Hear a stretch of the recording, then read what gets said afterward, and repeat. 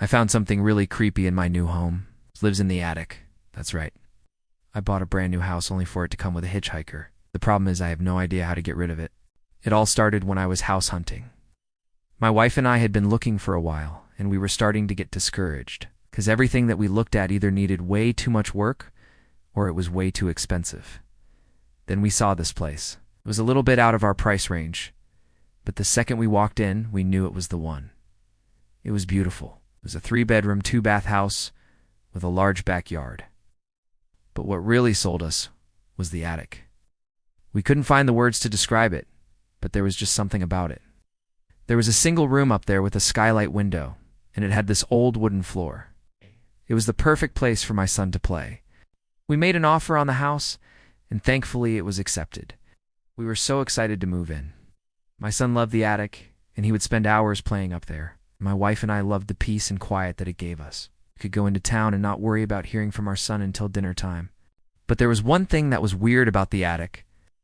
Every once in a while, we would hear scratching noises coming from the walls. Now, we thought nothing of it at first. We figured that maybe there was just some wildlife living in the walls. You know, this happens sometimes. Well, then we started to hear other noises. Things are moving around in there. Sometimes we would hear footsteps walking around. Then they'd stop right outside of the attic door. Other times we would hear heavy thuds like something had been dropped. Sometimes we would hear chains dragging metal moans. Now, we're not the type of people who are easily scared, but these noises were enough to creep us out. One day my wife went up into the attic to see if she could find where the noises were coming from. She checked behind the water heater, the air conditioning unit, even in between the joists. No, she couldn't find anything.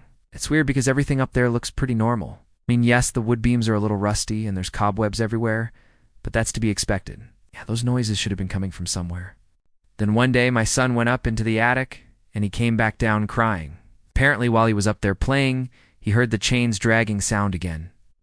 When he went to investigate, he said that he saw the scariest thing ever. He said that he saw a pair of glowing red eyes peering at him from between the rafters. He ran out of the attic as fast as he could and has never gone back up there since. At this point, my wife and I were getting pretty scared. We tried talking ourselves out of it. We told ourselves that there was a perfectly reasonable explanation for everything, and that we were just letting our imaginations run wild. But there was one noise that we just couldn't explain away. Every night when we would go to bed, we would hear someone dragging themselves up into the attic. It sounded like they were dragging themselves along the ceiling. And every morning we would wake up to the sound of heavy footsteps pounding on the wooden floor. My wife and I couldn't take it anymore. We called up a local paranormal investigator and set up an appointment. When the investigator arrived, he brought along a camera crew because he was filming a TV show. They spent the entire day in our house investigating, and they didn't find anything. No ghosts, no demons, no spirits, nothing. Of course, we were disappointed, but we had to admit that they did prove one thing. There was definitely something up in our attic. On their way out, the investigators told us that we should check with the previous owner and see if they knew anything about the house. Maybe there was a history of strange activity, or maybe someone had recently moved in. Before we left, I took a few pieces of advice from the lead investigator. First, he recommended that we try putting cameras up in the attic. So that's exactly what we did. We got 2 game cameras and placed them up in the attic to record any movement. Then we waited. The next morning, we checked the cameras, and both of them had picked up the same thing. On both of the cameras, you could clearly see a figure walking across the attic floor. It looked to be about 4 feet tall, with what seemed to be long, scraggly arms. Its head was hunched over and it was moving in a very unnatural fashion. At this point, I was scared. I called up the investigator again and asked him if he could come back and take another look. He agreed and told me that he would be right over. When he saw the footage, his eyes grew wide, whispered to himself, "Oh God," and immediately called for backup. After he hung up the phone, he turned to me and told me that I needed to get my family out of the house as soon as possible. He said that whatever was in my attic wasn't a person, wasn't an animal, but he didn't know what it was. He said that he had never seen anything like it before. He and his team stayed in the house for another 2 days after that, setting up cameras and recording equipment all over the place. But they never got any more footage of the creature. Finally, they packed up their things and headed out. I wish I could say that things got better after they left, but they really didn't. One night we heard the scratching sound again. I went up into the attic to investigate.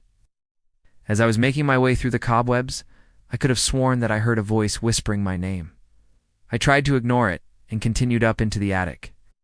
I walked over to where the scratching was coming from and shone my flashlight behind the water heater. It was just a mouse. As I turned to leave, I noticed something strange on the ground. It was a piece of fabric. I picked it up and realized that it was a piece of my son's blanket. That's when I knew that we had to get out of that house. We put our house up for sale, and as soon as it was listed, it was gone. We didn't care if we took a loss on the house, and we just wanted to get out. But before we left, I went back up into the attic one last time. I wanted to see if I could find where that piece of blanket had come from. To my surprise, I actually did. Tucked away in a corner of the attic, hidden behind some old furniture, was a small hole. The hole had been made into the wall, and it led directly into the insulation. And surrounding the hole was a large pile of dirt. My heart started racing. Was that where the creature had been hiding? Had it been tunneling its way into our attic for months? I reached out and touched the pile of dirt, and that's when I felt it. Coming from the dirt was a cold, dark energy that I have never felt before. It was evil. I ran out of the attic and never looked back. I've moved several times since then, and every time I'm moving, I always take the time to clear out the attic. I don't want to risk finding anything like that again.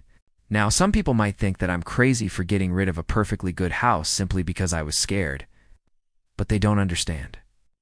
When you feel something cold and evil pressing against your skin, you can't help but wonder if you're being watched. And when you turn around and see nothing but darkness staring back at you, you start to question your sanity.